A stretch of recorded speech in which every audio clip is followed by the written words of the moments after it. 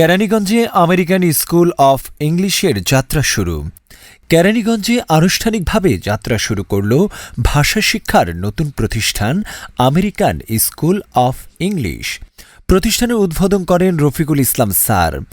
আয়োজকরা জানান, সহজে ইংরেজি শেখা ও আত্মবিশ্বাসের সঙ্গে কথা বলার সুযোগ করে দিতে এ উদ্যোগ নেওয়া হয়েছে। অনুষ্ঠানে বক্তারা বলেন, আজকের দিনে ইংরেজি কেবল একটি ভাষা নয়, বরং শিক্ষা, কর্মক্ষেত্রেও সফলতার অন্যতম হাতিয়ার।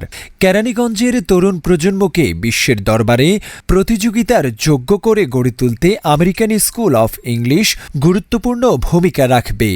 যেমন আমি ক্লাস 10-এ পড়ি, ইংলিশ পারতাম, বাট থাকে না একটু কনফিডেন্ট যে বলবো, সেটা হয় না। সবার সামনে হয়তো একটু আনইজি লাগে বা কনফিডেন্ট থাকে না, বাট সেটা এখন হয়ে যাচ্ছে আস্তে আস্তে। আমাদের সবসময় একটা কমপ্লেন ছিল যে বাচ্চা এখনকার প্রতিষ্ঠানটা কি দেখি যে আপনার ভাষণ নামের ভাষণ, বাট ওইখানে আপনার কোনো ইংলিশে টপিং নাই বা কোনো কিছু নাই, বাংলাই চলে।